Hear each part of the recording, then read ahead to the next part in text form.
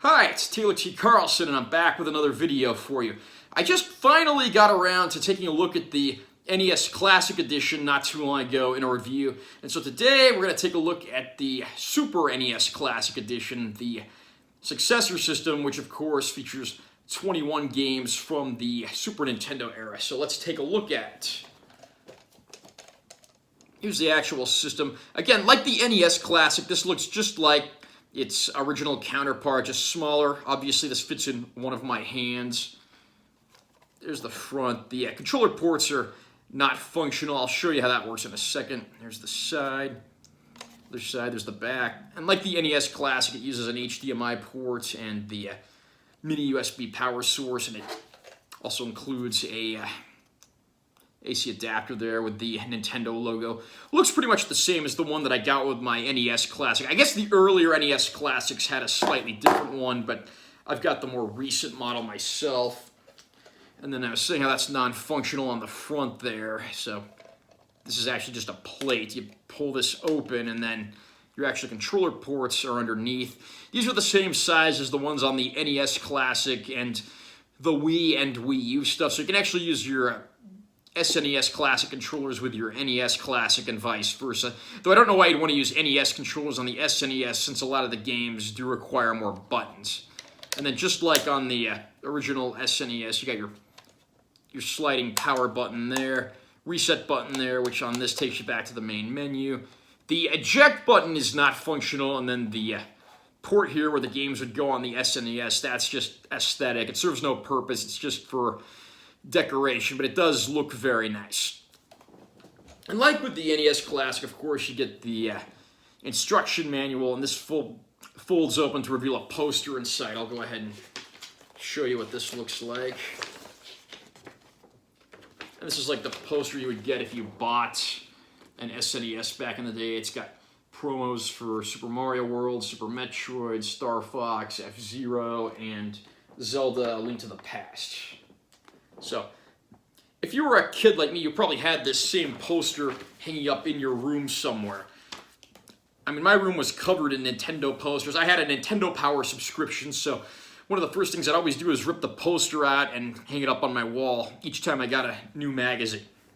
And there are 21 games on this system. There are less games than there are on the NES Classic, but these are actually bigger games because it's a more powerful system. The NES was an 8-bit system. This is a 16-bit system. So let's go over the list of games. We got Super Mario World, Super Mario Kart, The Legend of Zelda: A Link to the Past, F-Zero, Super Metroid, Street Fighter II Turbo Hyper Fighting, Super Punch-Out, Super Castlevania 4, Donkey Kong Country, Mega Man X, Kirby Superstar, Final Fantasy VI, which is actually called Final Fantasy III here, which was its American title, Kirby's Dream Course, Star Fox, Yoshi's Island, Super Mario RPG, Contra 3, The Alien Wars, Secret of Mana, Earthbound, Super Ghouls and Ghosts, and Star Fox 2, which is actually previously unreleased.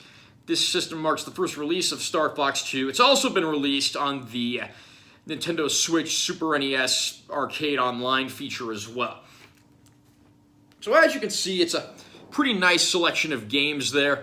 Obviously, people are going to complain about a few of their favorites missing. I mean, I noticed a few that were missing that I definitely miss. You can hack the system. Again, like I always say, I do not condone doing that because you can brick your system if you're not careful. So if you do decide to do that, do it at your own risk. I'm not going to discuss it in the video here.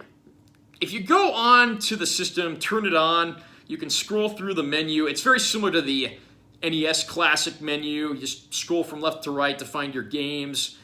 You've got options up in the option menu like Pixel Perfect mode, 4x3 mode.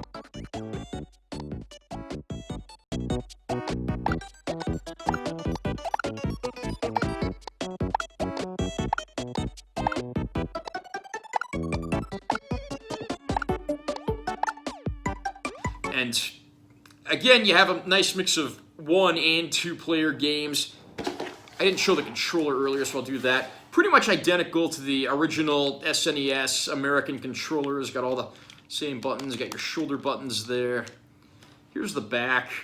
And Nintendo did learn from two of the mistakes they made with the NES Classic. First of all, this cord is quite a bit longer than the NES Classic cord, which was ridiculously short.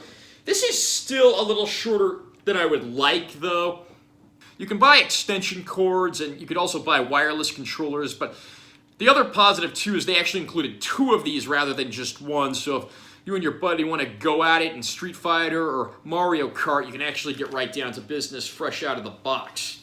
Well, I do consider this an improvement over the NES Classic, and it has a better game selection despite having fewer games. I still do have a few complaints with the system.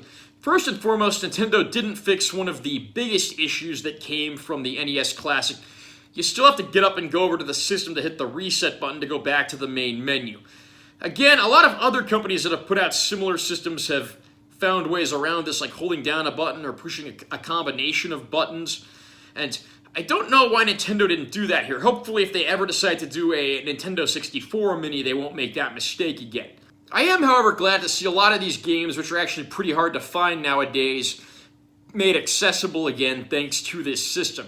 I mean, if you want to go out and buy a brand new copy of Earthbound, it's going to cost you several $100, if not $1,000 or so. I mean, some of these games have become very collectible and, by that extent, very expensive. Some of these have been reissued by Nintendo on their Nintendo Switch, NES, and SNES channels, and also back in the day on the Wii and Wii U virtual consoles, but it is good to get this nice mix of games here. There's no way to officially add games, unfortunately, so again, a lot of your classic favorites might be left out as a result. However, overall, I would say that I'm very happy with the selection here. The system is also available in Europe under the name SNES Classic Mini, and then the Japanese version is called the Super Famicom Mini, and it has a slightly different game selection over there. I actually have one of the Euro versions as well. Okay, here's the European model. The body style of the European model is closer to the original Japanese system, although the game selection is the same as the American one. Here's the front, just like the American version, you got the pop-open port where your controllers plug into. There's the side, there's the other side, there's the rear. Pretty much the same setup back there. Here's the bottom. And again, here's the top. Here's your sliding power button. Here's your reset button. And like on the American one, the eject button and the controller slot there. I'm sorry, the game slot there. Those are strictly aesthetic, just for decoration. But I do like the attention to period detail there. Have you had a chance to pick up a Super NES Mini or Super NES Classic Edition, whatever it's called, in your territory? What did you think of it? Is this one of your favorite retro consoles? Were you not a fan? What games do you wish would have been included that were left out? Comment down below and let me know what you think. Also, subscribe to my channel and like this video if you found it helpful. I'm Taylor T. Carlson, and I will see you in my next video.